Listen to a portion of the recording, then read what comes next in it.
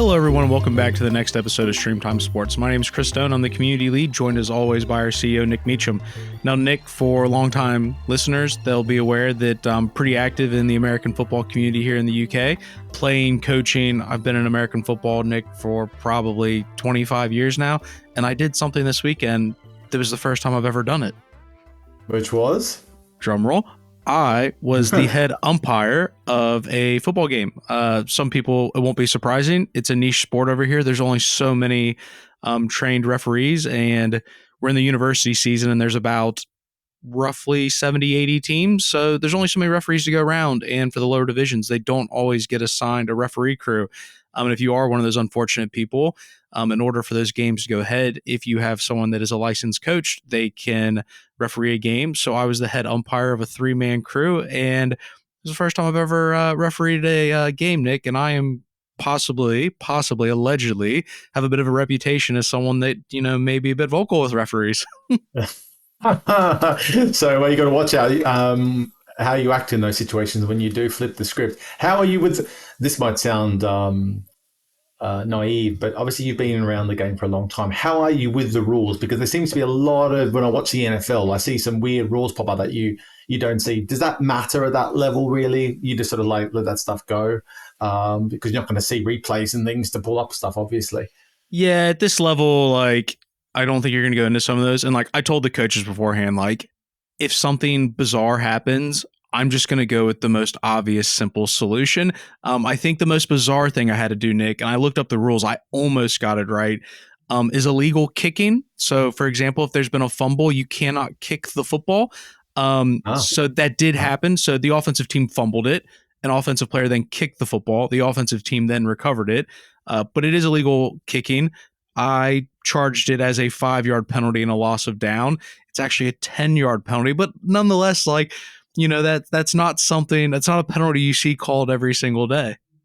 No, absolutely not. Did anyone call you up for that, for getting it wrong? Did someone say that's a 10-yard penalty? Did anyone else know? No one actually knew what the penalty was, but it was definitely illegal kicking. Like I said, I think A, the coaches didn't know. B, I think it's just sort of there's an acknowledgement that he saw something that was wrong and he's thrown a penalty for it. So is this a beginning, Chris? Is this going to be something you lean into more and more these days, or is it just a one-off because you had to step in? I don't know. It's a slippery slope, Chris. It's a slippery slope once you start getting into the umpiring game. I know. I used to umpire baseball games when I was in high school and university to make money part-time. Wow. But football's a little bit different because in baseball, it's sort of singular actions. It's like cricket. There's one bowler, one batter. The ball goes into play. Whereas like American football, like there's so many moving parts that you got to keep your eyes on. Let's put it this way. I've had to step away from some football responsibilities in the last couple of years, just trying to prioritize. Getting paid to do it might help a little bit, but if nothing else, we'll call it a one-off for the time being. Well, obviously have to keep us posted, because if you do start doing more and more of this stuff, I can only imagine what's going to happen is you're going to have some pretty quirky moments happening, particularly at this sort of league level in the UK. So definitely keep us posted. I will indeed. And, we can talk about the disruption of, university American football in the UK. And today, one of the things that we want to focus on, do a little bit more of a deep dive on, is Disruptor Sports. Over the last few weeks, we have seen things like TGL, the golf league. We've seen things like Unrivaled, the 3v3 women's basketball league. We saw some reports about some pretty massive numbers that we saw from the Kings League. And for today's podcast, just kind of really wanted to deep dive into some of the disruptor sports and what they're doing in this space, how they're approaching this. Nick, if anyone has listened to the podcast or they've been to a sports pro event where you've been on stage, I know one of the big things you've talked about for these disruptor sports is traditionally you look at the broadcast money as the main way you're going to have success. But the reality is we know that it is essentially, using a bad analogy or a common analogy, it's a pie. There's only so many ways to slice it up, and we keep seeing the NFLs, the NBAs, the Premier Leagues taking a larger cut of that pie, meaning that these other sports have to be more creative about how they do it. And if you are going to be a disruptor sport and your vision is long-term getting a piece of that media broadcast pie, you might be a little disappointed with what the outcome is. And, before we start diving into some of these individual leagues, Nick, like I said, I feel like I've summarized your words, but it is something we've talked about as these disruptor leagues are trying to figure out how to make money in the media space. Yeah, from what I've seen over the years, there's been a lot of disruptor sports that have popped up on the radar or on the scene. And typically the one thing you always hear when you speak to people perhaps who are financing or backing it, they're always doing it with the premise that media rights are going to explode down the line, if not immediately, and that's going to be a key revenue driver. But in this day and age, you can't go into this new age of media with the mindset that you're going to see media rights be the explosive way of massively ramping up your revenues. You might see that opportunity, but that's the exception rather than the rule. Most of the companies that drive massive media rights returns are the big tier one sports properties, the big US pro leagues. They've been around for decades, driving loads of value. So instead, every disruptor has to take an alternative approach, look towards what the tier two properties are doing, and that should be the aspiration to keep things going. Now, if you hit a home run, eventually you may be able to look at going for the big premium media rights checks, but instead, lots of major sports properties that exist in the industry that are well regarded, international, huge audiences in most measures, aren't going after big media rights checks and are instead looking at alternative ways to drive that, which we've covered a lot over the years. And I think that's what's going to be interesting looking at some of these other properties, is to see how much they're following that approach versus trying to take a different one from what we can see in the first moves anyway. Yes. So for this podcast, we'll go through 4 different leagues, discuss what their strategies and approaches are to this. And then me and Nick, after kind of telling everybody what we think about everything, we'll do a little experiment ourselves. And we've picked a league that is looking to launch in 2026. What we would do with their broadcast strategy, so sort of put ourselves on the line a little bit. So the first one we'll start with, just debuted the other week, is the Unrivaled Women's 3v3 Basketball League. So just to give a little bit of context for everybody, it is a 6-team league. These teams do not have a geographical affiliation. I think that may be long-term. If they can find the right investors to put some money down, they will do it. So maybe a bit of a strategic approach on that. But it is a 2-month season. It's running from January through March. The games are primarily held on Friday, Saturday, with the occasional Monday game, the idea being in those prime time slots. There's going to be 2 games played on each of those nights. Teams compete in a round-robin format, which will give them 14 games during the regular season. Of those 6 teams, the top 4 will make it into a single elimination tournament to determine the winner. And then I guess a little bit like the NBA with their in-season tournament, in the middle of their season of the Unrivaled, there will be a 4-day single elimination one-on-one tournament featuring 30 players for a $200K prize. Now, just to give a little context on this as well, they do have some impressive financial backing. They've got the likes of Giannis Antetokounmpo, which now that I can pronounce that correctly, I always do to show off. They've also got some former players like Carmelo Anthony, Steve Nash. You've also got some other prominent female women's sports athletes like Alex Morgan, Megan Rapinoe, and then some media execs that may or know a thing or two about big sports properties like John Skipper and David Levy. So there is a lot of support in terms of some financial backing from some smart individuals. And it's worth noting that Unrivaled has a multi-year deal with TNT Sports, obviously the home of NBA on TNT. The agreement's for 45 primetime games over the regular season. This is primarily on TNT, but Saturdays is on True TV. And it's also just a little side note that the production is being done by well-known agency Media Pro for North America. I would also note, as we're going to talk about TGL after this, it doesn't appear as though Unrivaled is doing anything internationally. So I'll leave that as a little caveat, as that will come up in the TGL chat. So, Nick, what are your sort of initial thoughts when you hear about this? I guess, there's the structure of it where it's 3v3, not like the traditional 5-on-5. They are seeming to go the traditional broadcast route, but sort of what's your take on their approach as they go into things? It seems that they very much lent into that more event-based seasonality of the sport and probably trying to not replicate what most of the major leagues have done over time. It's going bigger and bigger and bigger, taking up several months of the season and struggling to keep share of voice or attention on the league itself, and trying to squeeze into the right time for some of those pro basketball players to be able to join and play if they're connected with the WNBA as well. So I always just generally get a little bit concerned when I hear every major sports player, whether that be athlete or investor or former executive consultant, linked with a property, not because they're not good and not because they don't add value, but if the main selling point is always the investors, which are athletes, and not that there's high quality blue chip investment firms backing them, that always gets me a little bit concerned. But I don't know enough about the others behind the scenes, because people like to market themselves. Oh, look, I've got Carmelo Anthony backing me. Well, that's nice, but does that mean that you have a bigger chance of succeeding because you've got him involved? Other than a bit of marketability, I'm not so sure. Anyway, that's a bit of a rant, but I think it's for something that really has been such a trend lately. You see everyone singing and dancing about the fact they've got an athlete on board more than if they've actually got a good business plan, a good strategy, good business people behind the organization. I feel like I'm always surprised when you see these leagues, and I get why they do it, but why they don't think more about the international market. You know, women's sports is growing across the globe. Something like Unrivaled has got so many of these faces to it that you think that the awareness of the platform, awareness of the league will be growing pretty quickly. Why not lean into that and have a defined international strategy to see if you can engage new audiences outside of that bubble of the US. Now, the US is so lucrative. I get that's what that's prioritized. But if you're doing all these other moves, why not double down on that? And doubling down on that could be just, look, we're just going to publish again all on YouTube.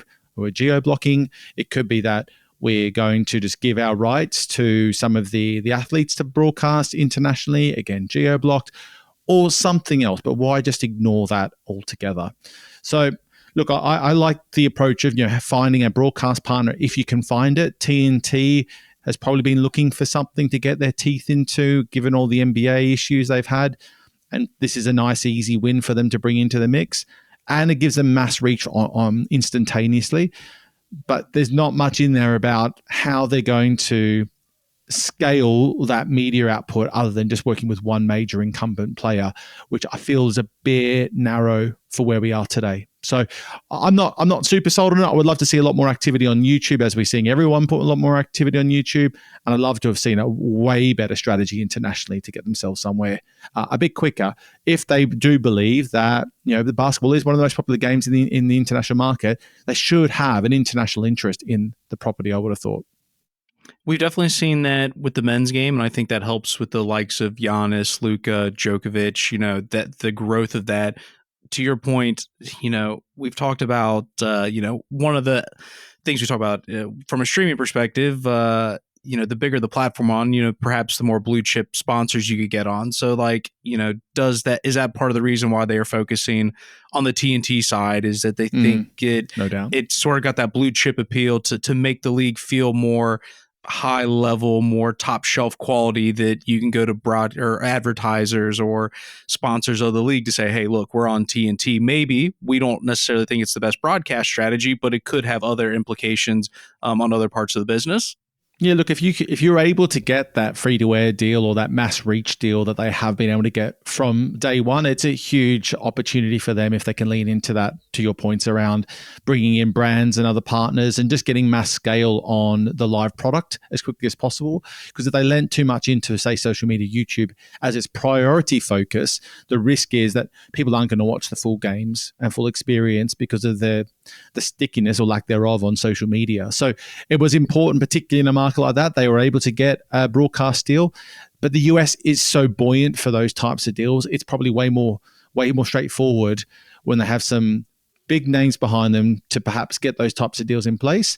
But you need to cut through in the US market. Otherwise, you're never going to get anywhere. I think when we talk a lot about YouTube these days and using other social platforms, that really rings true for other markets like Europe, where sports isn't the sole destination for a lot of people as it comes to pay TV and cable channels. So it's a different dynamic and different mix. I think there's the obvious answer, but we'll talk about it anyways, which we've spoken about League One in the past in France, how they've suffered losing Mbappe, Neymar, Messi. One of the things that is frontline with Unrivaled is that Caitlin Clark is not going to be in the league. Obviously, there are talking heads in the sports media space that will like to use her as a lightning rod to spark controversy one way or another. She's not going to be a part of the league. I would also add that the WNBA MVP, Asia Wilson, apparently was offered the same deal that Caitlin was offered, and she also declined it. So again, I think it just goes to show the focus is on Caitlin Clark not being there, but the WNBA MVP also turned down the offer as well. So like, it is not just a Caitlin thing, but it just goes to show the brand power of that. For something like this, I think you'd want to have the best player in the WNBA, and you'd also want the most talked about player in the WNBA, who also happens to be a very good player in her own right. What impact does it have that ideally probably the two players you want most are not going to be participating in the first season of this? Yeah, I mean, it's everything really. I mean, we talk about in the business of sports, credibility is everything, and if you don't have the most credible athletes, the most successful at the moment, the peak stars, you're always going to struggle with getting that buy-in to what they wanted. But honestly, I would think it's a bit naive at the same time to think they're going to be able to get those types of deals from those sorts of stars who no doubt have all sorts of clauses and risks in place if they get injured, whether it be endorsement deals or huge contracts with the WNBA itself. Given they have got a number of WNBA players, I believe, in the league, it must be more to do with endorsements, which I'm sure Caitlin Clark has got her fair share of. And if she was to miss, say, the whole WNBA season because of injury, because of something that happened in this league, you could only imagine how the repercussions there. So I think it's going to take a lot of time before they're able to get those athletes in. Just because I can't imagine the WNBA and the teams and even the brands would want to risk their asset being injured in something that is not moving the needle for them just yet. Maybe in a few years' time, maybe it'll win for everyone. Maybe it'll be, look, if the league does as well as they hope, they might be like, well, actually, this builds brand awareness of those athletes and stars, and it shows this is a showcase for them for the real thing, the WNBA. That's the pinnacle of competition. Maybe they'll be able to turn it into a net win for everyone, but until they get that scale and consistent audience, they'll struggle for that.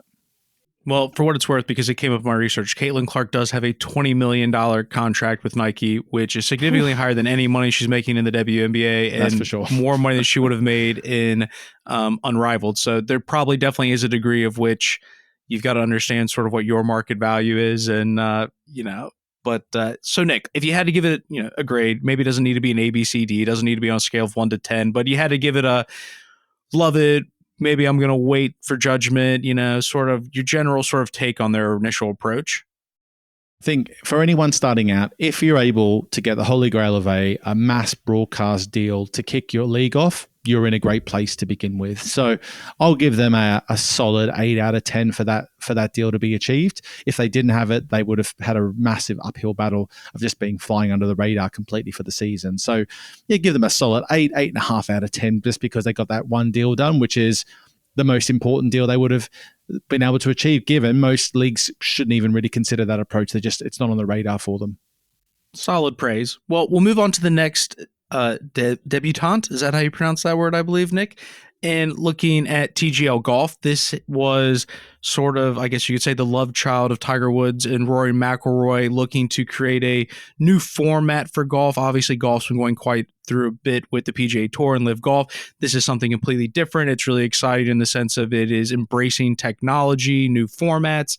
And again, just to give you kind of a breakdown, so everybody, if you're not familiar with the TGL Golf, it is a league consisting of 6 teams. These 6 teams do represent different cities or regions. Each team is made up of 4 golfers with 3 players participating per match. The season runs from January to March. Each team will play the other for a 5-match season, facing each other once.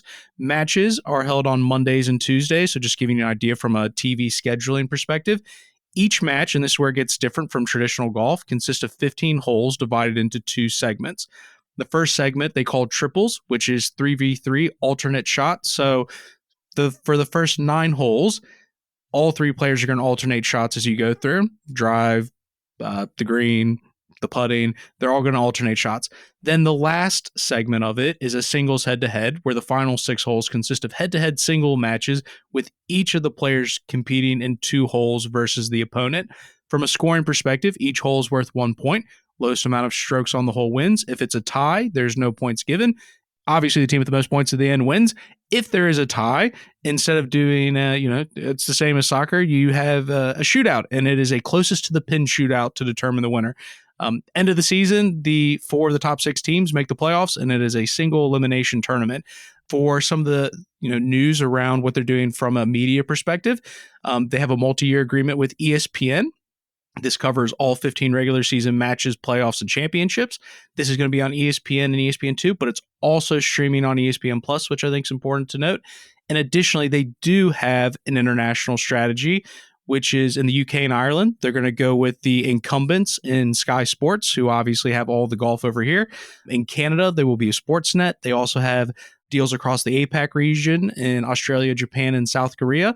Fox Sports in Australia, Unext in Japan, and JTBC Phoenix Sports International in South Korea. So they do have a bit of a streaming strategy in place. They have an international strategy in place.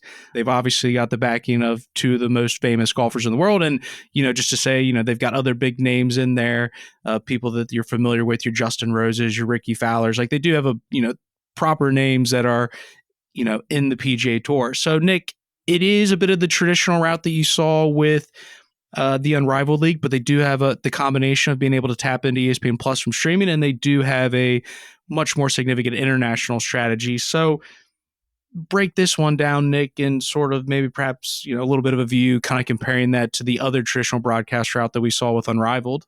Oh, there's a lot to like about how they've approached this. I'm not necessarily sold yet that this type of concept is sustainable as a highly viewed concept for years and years to come. It might be. I love the novelty of it for a short distance of time. And I love the novelty of it from a live events experience, to be able to go to an arena and be able to watch some of the best golfers in the world while you sit in the stands, enjoy a beer and watch them go at it. I think it's quite a cool concept. But the sustainability of it as a long-term prospect, I'm not sold on yet, but maybe. But that's not what we're here to judge, right? We're here to judge their approach, and I think their approach is about as good as you could hope. I think they've got ESPN on board, the leading sports broadcaster in the US. They've got the biggest name, like Tiger Woods surpasses the biggest name in golf. Like he's still, all the years after his peak, still brings instant gravitas, credibility and audiences with him wherever he goes. I'm sure if you look at some of the stats, I'm not seeing them, but I bet if the PGA Tour is having a tournament and he's in it, the numbers are going to go up 30, 40% probably instantly just because of his star power. I was just saying, he passes the one name test in the sense of like Messi, Ronaldo, Jordan, Tiger. Like if you pass the one name test, like it's you're just on a different level, right? Yeah, Rory doesn't quite have the same ring to it, does it? Not yet. Tiger. Yeah. But no, they've got all the ingredients. I'd love to know who's really backed it, because obviously it's had Tiger and Rory's name from pretty much day one. I can't imagine it's purely their baby. Someone has come to them and they've come together to put all the pieces together. So I'd love to know a bit more about the detail. But in short, I think it's a great mix. They've taken seriously that international prospect, given golf's reach, and people like Rory having global star power as well as Tiger, and they've got a truly international set of golfers playing in it. And being able to squeeze it on the Monday, Tuesday is good for a couple of reasons. One is it's probably got the quietest slots for the ESPN and like to be able to squeeze it into their linear broadcasting, but also because the golfers have the free time on the Mondays and Tuesdays, so they're jetting around on their private jets and they're able to pop down and compete in this little event and then go off to the next tournament as they do. So it fits in nicely for them without having to be too much of a physical burden for them, like it might be if it was walking around another course playing 4 or 5 hours again. So a lot to like about their approach. Obviously got delayed because of the issues they had, which I think's worth noting. But I think they've probably hit a bit of a home run with all the ingredients here. I'm just not necessarily sold on the concept completely. And I'm a golf fan. I do love golf, but I'm not sure I could sit there for hours and hours watching them hit balls at a screen. But I haven't watched the full experience yet, so maybe I'm a bit naive. Yeah, I mean, I think one of the things that's interesting. Obviously, Unrivaled is a new discipline in the sense it's 3v3, but we did see a little bit of that when Ice Cube introduced the Big Three League, and we've seen FIBA running 3v3, and I'm pretty sure, Nick, the 3v3 was in the Olympics, was it not, this last time around? Yeah, it was. So we've seen some of this before. It's not entirely new, whereas to your point, the TGL will be something completely novel. We've not experienced anything like this, and I didn't actually mention, I probably just made the assumption that like it is a golf simulation. They are not out on an actual golf course. You know, they are using golf simulators, but what's really cool is the green. It is a active, living, moving course where it will change on the individual hole. So it's kind of meets golf simulation with some really cool technology. So there's definitely the novelty factor. And when I spoke to Steve, our technology editor, about it, I think one of the things he talked about is we are seeing a rise in simulation golf amongst kind of a grassroots development, and potentially this could be a way to, you know, how many people participate in simulation golf. It just brings a little bit of extra to it. So there's at least a consumption habit or a grassroots habit that it maybe just makes it a little bit more popularized in that sense. Because I agree with you that they are testing the waters.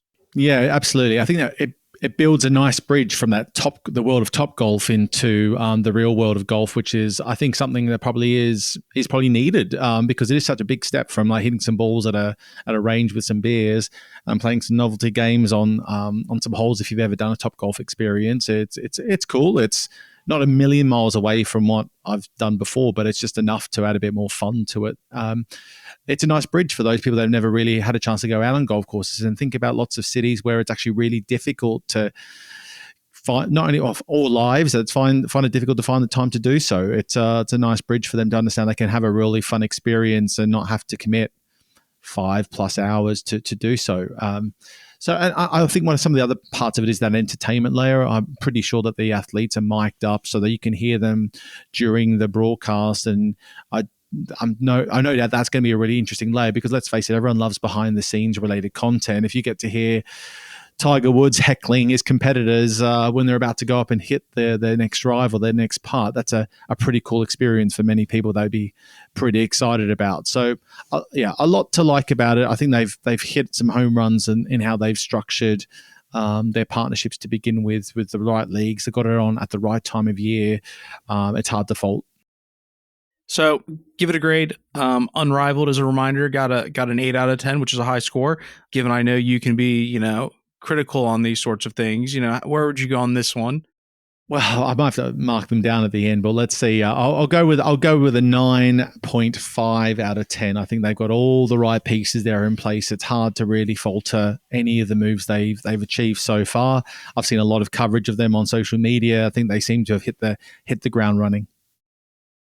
All right, good score. Well, now we're going to go to one that does not go the traditional route. These first two kind of the more traditional route, although there is some streaming elements of that.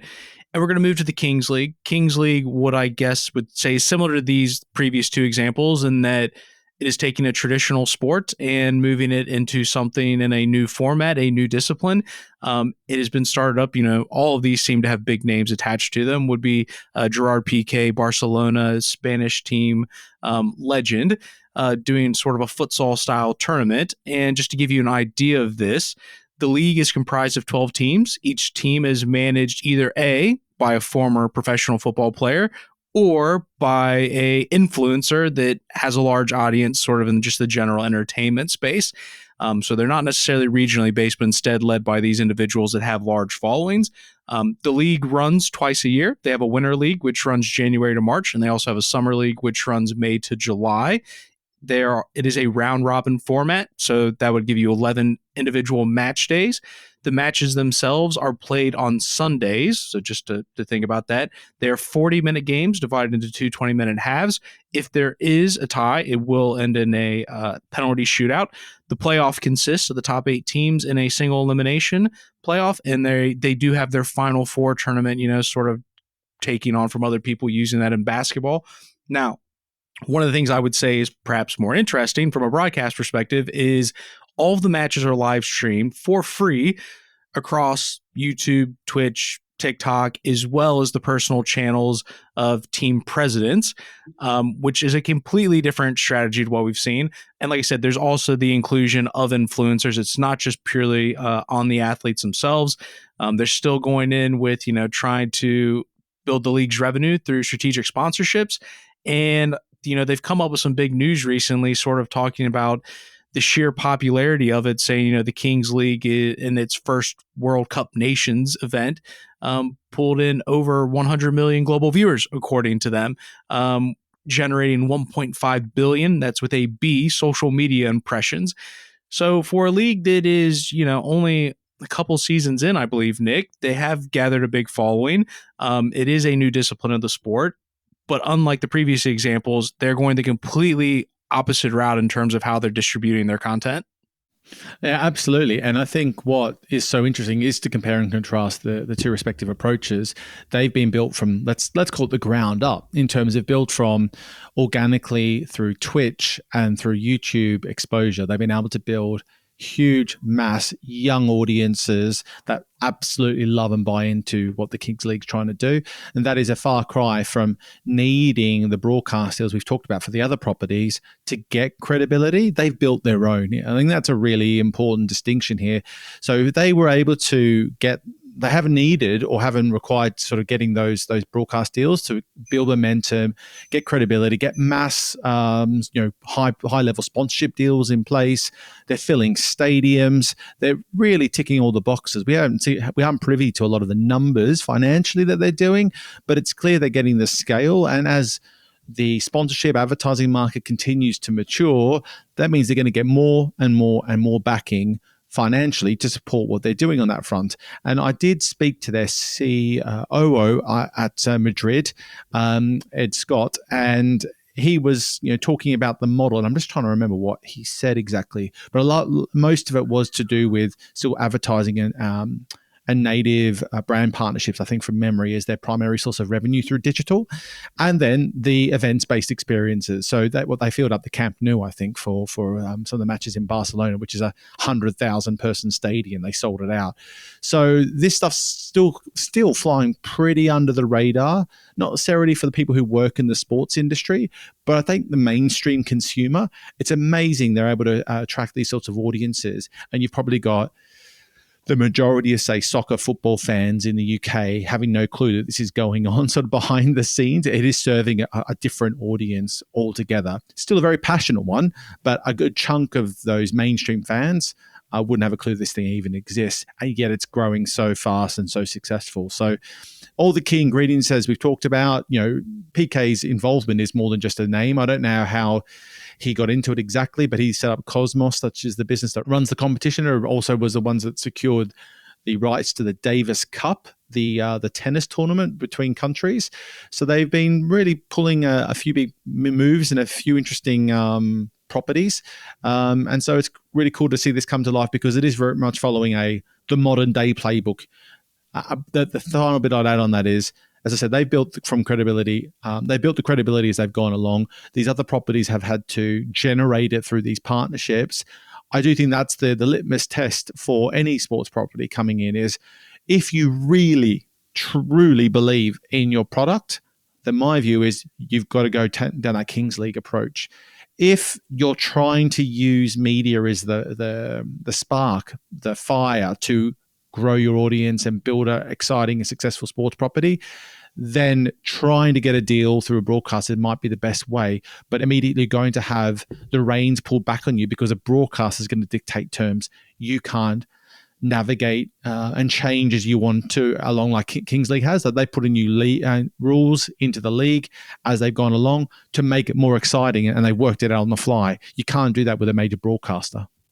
Well, it's interesting because they're already copycats. I'll go a little off piece because these weren't in the show notes, Nick, but we've seen KSI come out with what they're going to call the Baller League, which is basically just a straight ripoff 6v6, but they're already talking people like Alan Shearer, Gary Lineker, basically taking the Spanish side of things and plugging in with English stars, where we have at least seen KSI along with Jake Paul, what they've been able to do from a boxing perspective that the Kings League are probably early movers, and good for them. And hopefully they can be seen as kind of one of the core fundamental people. But, who knows? Maybe you see an AFL, NFL type merger where, you see these leagues come together sort of thing. But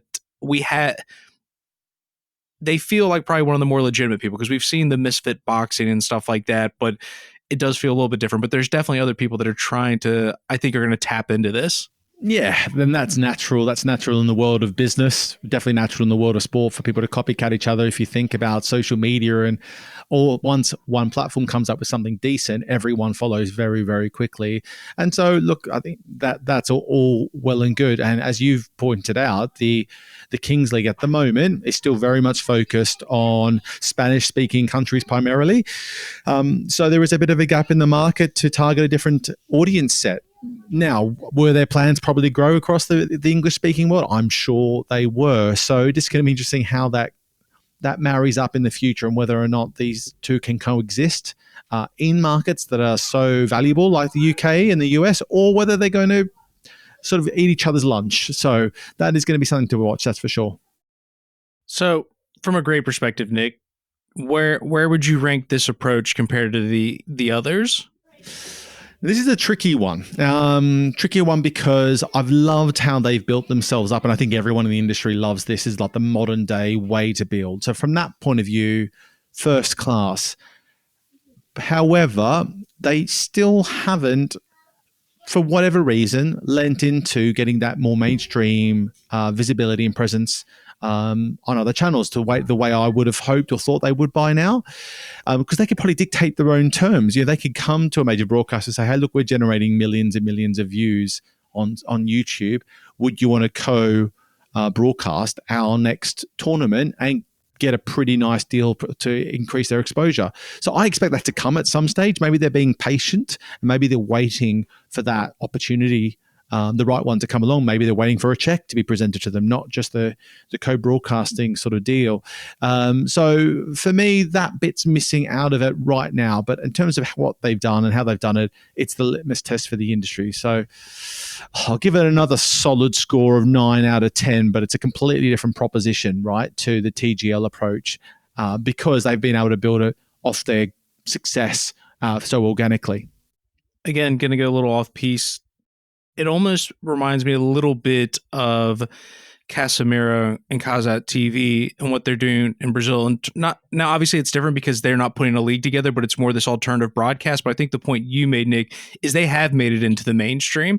Like they were doing a lot of stuff on YouTube. They still do a lot of stuff on there, but they've been able to secure some bigger deals and do some other things that, again, they're not apples to apples businesses, but in sort of like in terms of what that next step is for the Kings League in terms of building some of that credibility or validation in a more traditional market. It feels like that tipping point is coming, if it's not here already. I'm trying to think. I have in my head that they have done some sort of broadcast deals, maybe had a broadcast deal with DAZN to get something on there, if I'm not mistaken. I can't touch anything at the moment because I've got a weird setup with my computer to broadcast today, so I can't double check that. Otherwise, I would have. But if they haven't, that is going to be the natural next step. But I think they can take it a big step further because they can show all the data of consumption, and every major broadcasting platform is looking for a new shiny toy that's not going to cost them an arm and a leg to try and engage younger audiences, and Kings League would most likely be the one for many of them. So that feels fairly inevitable. So Chris, you can fact check us afterwards, and if we've got it completely wrong, then we can just cut this bit out. But of course. I'm pretty sure they are really set for a bit of a tipping point, but now it might be a bit of a race because of that Bowler League arrival. Yeah. So the last league that we'll talk about, and this is actually a recent piece of news and sort of sits in my world, is the European League of Football. It is an American football league that exists in Europe. So just to give you a bit of an idea on the rundown of it, it is 16 teams from 9 different countries split into 4 divisions, north, south, east, west. And the season runs from May through September, 12-game schedule. It has a lot of similarities to the NFL, which is you will play your division teams twice, and then your remaining schedule is made up of non-division teams. From those 12, they take the top 6 teams, first 2 teams getting a bye round, and then it's a single elimination playoff. Now, why this is interesting to me or why I wanted to include it is historically, I think it's only been one season before this, they launched their own ELF Game Pass subscription service. So of all the people we've talked to, we've not talked about anyone that's gone the D2C route at this point, that traditional setup model, get subs and go from there.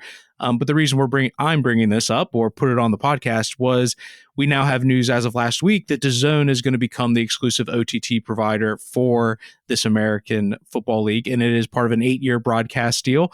DAZN will broadcast all 101 games. Those games, I believe, are pretty much all played on Sundays or Saturdays. And then just for familiarity, the ELF Game Pass will also be available as a standalone product on DAZN, the same way that the NFL Game Pass is. And the existing ELF D2C platform will be shut down and fully integrated into DAZN's ecosystem. So someone that's gone a little bit more the D2C route, for me, there was no finances discussed, so I don't know what DAZN paid. I don't know if the ELF maybe paying them to be on there. I think for the ELF, just because I know a little bit more about their business, it probably is around the point I mentioned with Unrivaled going to TNT, that for the ELF to say that DAZN is a broadcast partner might be more of a marketing tool than it is necessarily a growth tool. At the same time, we've talked about DAZN could potentially just position itself as the home of American football in Europe. And I think they'd be really smart to also add college football to their platform. And I think this works out for DAZN because I think it's going to be a very small bet. I can't imagine much money has been exchanged, if any. And for them, they now have 101 football games that they can plug into their platform at a time when the NFL's in its traditional offseason. So if people are American football fans that are coming for NFL Game Pass across Europe, they might be aware of or driven to ELF. So I think it's an interesting strategy, again, for a disruptor sport. And I think the move to DAZN, I see it as a low risk that potentially is win-win for both. I don't think it's ever going to be a big move, but I find it an interesting move. Yeah, it's interesting for a few reasons. And I guess if we take a look at this type of deal, it raises the whole question about, hey, what am I going to do coming into a market? Do I go D2C myself, or do I partner with a platform? And DAZN have made it clear that they want to be a destination for lots of properties to be hosted on, to get the exposure and get the mass or give them the mass reach that they can get by DAZN being such a global platform. We still don't know enough about how big DAZN's reach really is across the non-obvious markets, the ones where they have those bigger tier rights deals. Because my feel is, like I said this in last week's pod, when I was in Australia, people that I spoke to who even work in sports barely knew of DAZN, other than that they've done some pay-per-view fights, and that was kind of it. And they don't think of them as this global streaming platform. So that automatic reach that, say, a TNT gives, Unrivaled, because they've got such mass cable and linear distribution, is a different ball game pretty much altogether. The reasons why ELF might have looked at this is probably a couple. One is that, I believe they were working with Endeavor Streaming, I think was their original deal for having a D2C platform. They would have to agree a commercial deal with Endeavor, and that would mean that they have to keep that ongoing to fund the upkeep of the platform, whether it be increasing as new products come, new operating systems come, new products, you need to keep investing more and more into the platform. And then you've got to market it heavily yourself. That is often has been historically underrated as a problem or a challenge that most sports properties fall into, is the ability to market themselves and sell a product like a D2C one. So my guess is that what DAZN brings to the table for someone like the ELNF, which is a pretty small league in comparison to a lot of the other leagues we've been talking about, is the fact that they get a product that works really well. DAZN will have a layer of marketability they can give to the platform to reach new audiences. The NFL Game Pass crossover is an interesting one to consider when you've seen the growth of the NFL in Germany in particular, and across Europe and the UK, going from strength to strength the last 10 years. But it just takes away a lot of the headaches for the ELF to have to worry about. Now they've got a steady platform they can rely upon, and they don't have to worry about doing major commercial deals with service providers to grow their product. So these days, I think it's just a no-brainer, and they can focus on the other parts of the business. And that's what DAZN say. Now, what Endeavor Streaming or any one of the major platforms might say them out there is that you having your own platform means you control your future. You control your destiny still. That's something that ELF do lose. by giving their rights over to DAZN. So it's a tricky, and that's a fair statement, because if you start giving over your rights and it's an 8-year deal and you don't like what they're doing in terms of visibility, in terms of how they're promoting the investment around shoulder content, if there is any, I don't think there would be. It can be a slippery slope, and it could be a deal that they might regret. So it's not all bells and whistles. It's not the perfect partner. It's as good a partner as they could get from a third-party streaming platform, I think, because of the NFL Game Pass relationship. But it does come with some risks still. Yeah, I suppose what would be interesting to your point is, what are they going to do with it? Because one of the things I love about the NFL Game Pass is video on demand. It is not good for my health to stay up till 4 a.m. to watch Bengals games. So I watch them the next day. So I presume that this wouldn't just be live. I presume they're going to have video on demand, but it'll also be interesting to see, will they do what they do at the NFL, which is you can watch the full game, you can watch the 5-minute highlights, you can watch the 40-minute reduced version. It'd be interesting to see, to your point, how much of their tech stack are offering, how like for like the two experiences are on the Game Pass, because I think that could have a major impact. Not a major impact, because we kind of have an idea of what this deal is, but it could be more impactful if it does roll out some of those features. Oh, big time. And I think from what I understood of the deal and the approach that DAZN took with the NFL Game Pass opportunity, is they basically had to rebuild Game Pass from scratch, but on their platform, and added all those tools to the mix that Game Pass was already offering.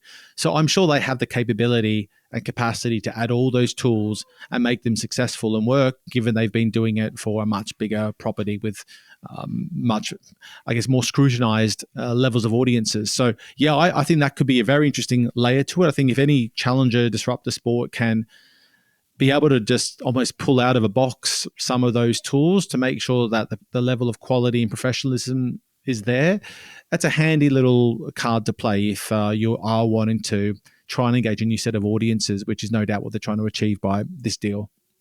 All right, so let's give it a grade, and maybe you don't have to do it specifically from the ELF perspective. You could just do it from the perspective of this particular business approach. Yeah, I'd say that because I'm not imagining they will get a lot of linear coverage on DAZN. I'm imagining they've created this destination. Maybe they'll have a little bit. That bit of discoverability, I think, is still a concern for me. If they're getting a lot of exposure through DAZN's linear channels, then I think it's a good win for them. But I'll give this a 6.5. I still don't like the idea of going fully all in, pretty much exclusively with a streaming platform for such a long period of time. I feel like your hands might get tied and you might be regretting that unless you've been really smart with the contractual terms that you've committed to. All right, Nick, now it's time for ourselves to, really put ourselves out there. And one of the recent bits of news, and it conveniently kind of got announced around the time that we were planning this podcast, so we thought this was a great opportunity to leverage that, is there's now been the announcement that there's going to be the Major League Volleyball, which is set to launch in January 2026. At the moment, they currently have $100 million in committed funding, so it's probably worth us kind of knowing where they sit financially at the moment. I'm not aware of, or at least it was not included in the sort of the press release, what that broadcast strategy will look like. I suppose it's worth noting that, from my understanding, there are multiple volleyball leagues currently within the U.S., so there is some existing competition there. You can correct me if I'm wrong, Nick, from your volleyball days, but I believe that volleyball is the third most participated sport in the world. So there is a grassroots element to this. I know, at least in the U.S., it's one of the most played sports for females. I've seen I don't know, Nick, if you saw it when Nebraska, who I think is the top university team, sold out the college football stadium and played a volleyball game in front of 90,000 people, and it's certainly growing. Incredible. But so let's just say, Nick, you and I, we're the heads of media for Major League Volleyball, and we've got to determine what we think the best play is for a media distribution for a disruptor league. Like I said, it'll be different from Unrivaled or TGL in the sense of it's not a new discipline. My understanding is it is still the traditional volleyball rules. It's not like we're creating a completely new sport, or it's not like Kings League where we're going to add some crazy influencers into it. Like, it is a competitive league and a traditional discipline of the sport. How, Nick, are we going to start making our decisions on how we're going to go about this? Yeah. So the thing with volleyball. There's two versions. I'm going to get quick fire history lesson. Right. There's two basic versions. Right. The indoor game and the beach game. The indoor game 6-on-6. The beach game is 2-on-2. The main differences basically are that the beach game is quite athletic, dynamic, a lot of rallies, bound people diving around. It's a good fun to watch from that perspective. The indoor game is they're a lot of giant players, basically giant and athletic, hitting the ball as hard as they can. A lot of power. It's not as good a TV product, and we've seen that the FIVB, the International Volleyball League, struggle to get like that global buy-in, despite all the numbers you'll hear sprouted by them and other parties that they're one of the most participated leagues in the world. They've never been able to get the traction of mass audiences in some of their markets that you would expect them to achieve. Maybe that's because there's been this gap that has existed in markets like the US, where these pro leagues have been sitting pretty, the top 5 leagues, basically securing huge audiences, and everyone, and this community of players that have been watching and playing through college up to college don't have anywhere to watch, and sort of just pick up one of the other sports to follow instead. And that's in some ways what happened to me, even as a volleyball fan and a volleyball player. I didn't have anywhere to watch, so I kind of stopped following it and followed other sports. So I can imagine that is a challenge and therefore an opportunity here. The problem has been that they've struggled to deliver a TV product that really resonates with audiences. And that's the bit I'd love to know. Like, have they found a way? I remember talking to the CEO of volleyball at the time, and they were actively looking to, maybe it was the head of digital as well, Moto, who we've had on here before, but also Finn Taylor. And they were trying different camera angles to try and present a different view and give a different experience. And they made some incremental gains that definitely, I think, helped. But is it going to attract the audiences that they want to justify $100 million investment in this league? I think with them, when you're looking at being American focused, that's where I think you do have to lean into what the other pro leagues have done and probably be city focused, build franchises, build this environment that has been a proven success. The MLS is probably the newest kid on the block to follow, and rinse and repeat that, and try and model yourselves off of those. The problem I think they're going to have is, or the challenge is, can they bring the true top stars of the sport, international stars, to the US? Because at the moment they're playing what's called, I think, the Nations League, unless it's changed name, and that's the best competition. That's all the countries playing against each other. It's the highest quality indoor volleyball experience you can watch. Can they match that by attracting the stars with all this extra income? That might be achievable, but it would be a big shift to see, the stars of Italy, where it's probably the most lucrative league to play in, the stars who play in, I think, Korea is another big league, in Japan. Are they able to attract them to the US to play in this league? That I'm not sure about. So, in terms of our broadcast strategy, because I get that's all the context behind it, and it's something we're going to have to take into account as we go about doing this. We've sort of seen these other different models. Some of them gone the more traditional broadcast model, some of them going down the heavy YouTube social media route, and then the other kind of being, I guess you could say, bought into a streaming partners.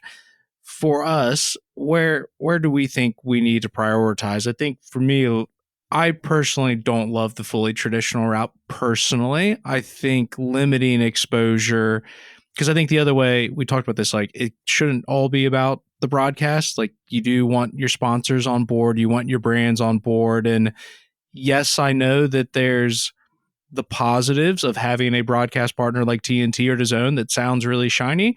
But I think for something that is looking to be a disruptor, something that's looking to grow, I think being able to, on the flip side, be like the Kings League and talk about 1.5 billion impressions brings a totally different dynamic to it. That's just my personal take. If I had to kind of prioritize where I'd want to go with this. So I think volleyball is a really interesting debate, because I remember when the FIVB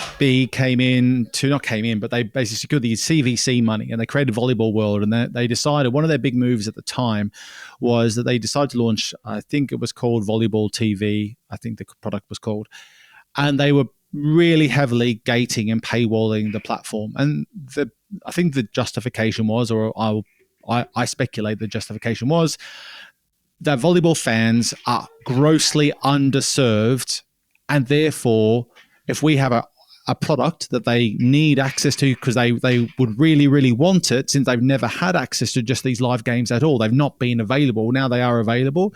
Let's gate it and get as many of that critical mass as possible in the first season or two. And then we start opening up the door to try and bring in the tier 2, tier 3, and tier 4 fans. So that's I think was their approach.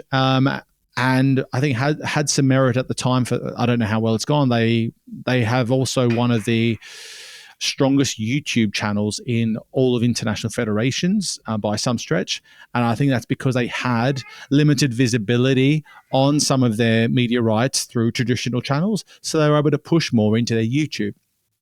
So in this instance, I think that's the predicament they've got, is that there's that group of volleyball fans that clearly exist, whether it be the ones that followed it in college and maybe have lost touch with it, that they might be able to tap into. But because it's US based, I think they will have to follow a little bit of a traditional approach. Maybe it is they will, ESPN has broadcast some of those major, I think the Nebraska match, if I remember correctly. Yeah. They're likely a partner you would want to get on board with and work with to make sure you can get the right timing in the schedule so you can get the might of ESPN behind you.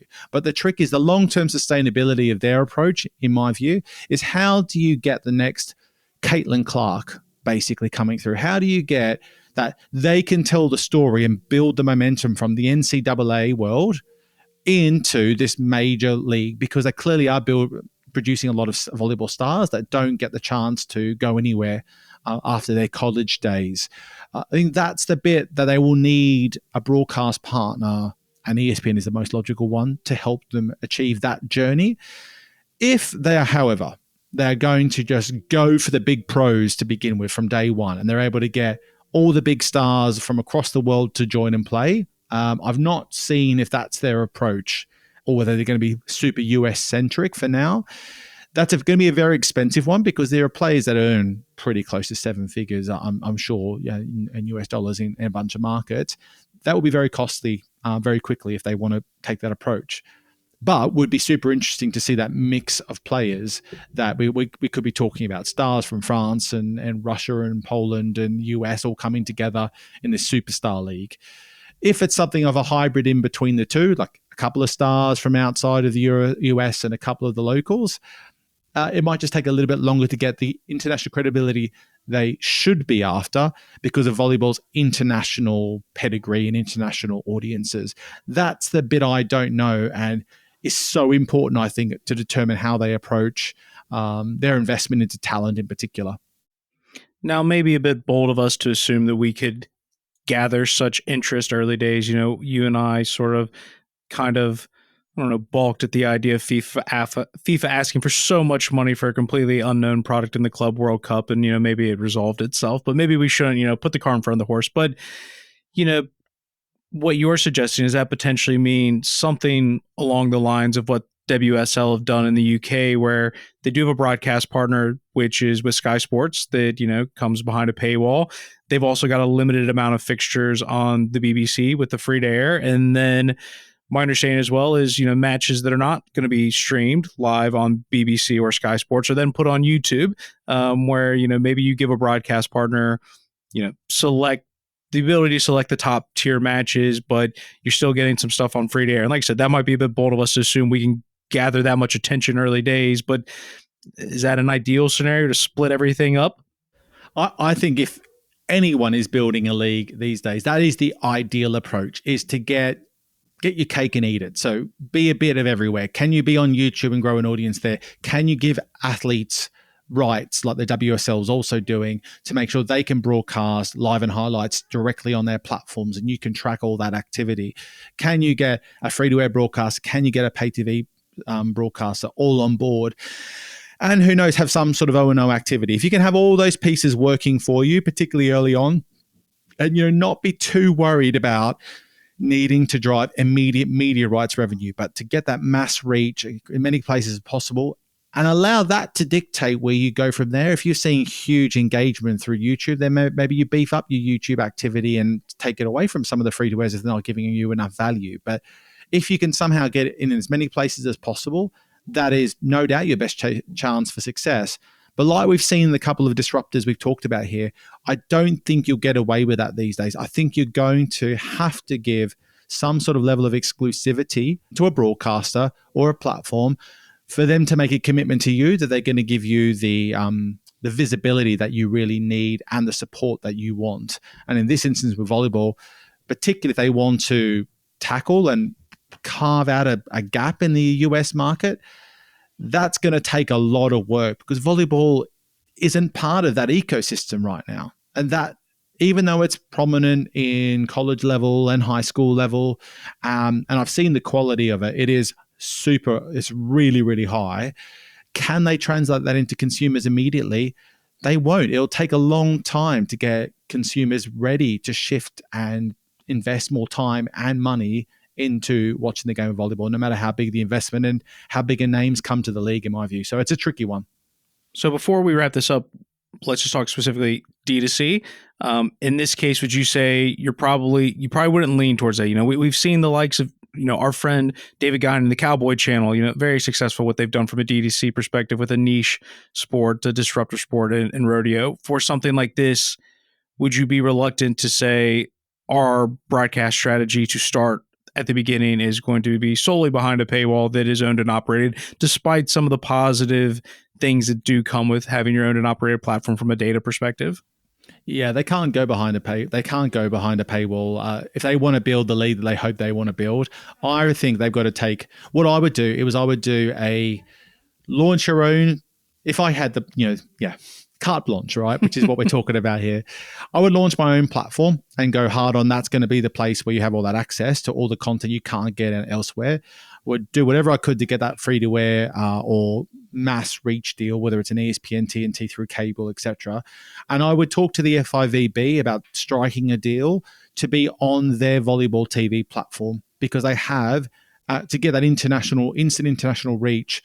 Maybe it's adding that DAZN style supplementary product on top, get access to this, pay a supplementary fee via Volleyball TV's platforms to get access to the league. That's what I would talk to them about, so you can instantly tap into a ready-made volleyball audience out there.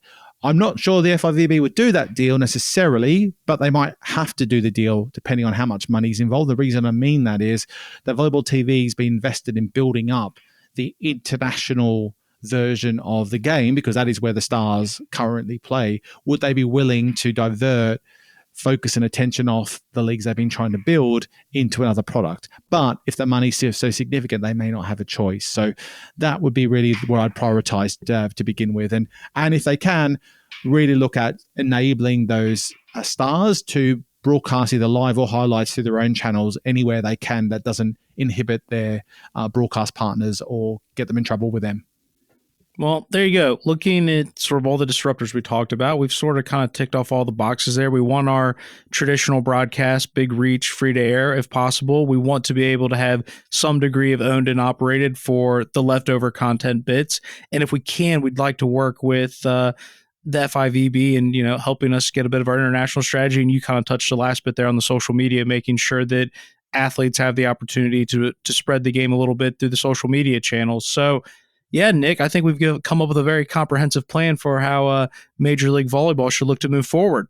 I mean, Chris, that's it in a nutshell. It's not as simple as that, though, because you have to get the right partners to come on board with you and play the game that you want to play. My main point is what I started with is if sports properties are looking to launch and they need a massive media rights check to make it work, they are going to find it very, very difficult, near on impossible. But if they can get broadcast partners, do a deal that they're comfortable enough with, and that's both sides.